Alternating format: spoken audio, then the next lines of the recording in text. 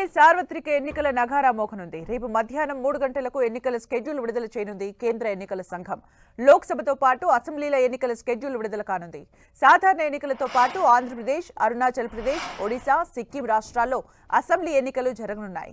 7 విడతల్లో లోక్సభ ఎన్నికలు జరిగే అవకాశం ఉంది. దేశంలో 96,88,00,000కు పైగా ఓటర్లు ఉన్నారు. కొత్తగా 1,85,00,000 మంది ఓటు హక్కును నమోదు చేసుకున్నారు. ఏపీలో 175 అసెంబ్లీ స్థానాలకు ఎన్నికలు జరుగుతాయి.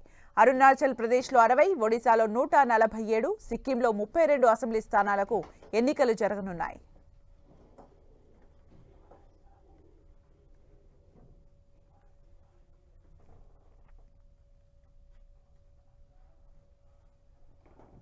రేపే ఏపీ ఎన్నికల స్కెడ్యూల్ విడుదల కానుంది. 175 అసెంబ్లీ, 25 లోక్సభ స్థానాలకు ఎన్నికలు జరగనున్నాయి.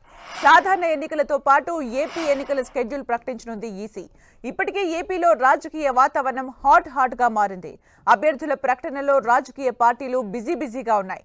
2019లో ఒకే విడతలో జరిగిన ఏపీ ఎన్నికలు ఇప్పుడు కూడా అలాగే జరగనున్నాయి.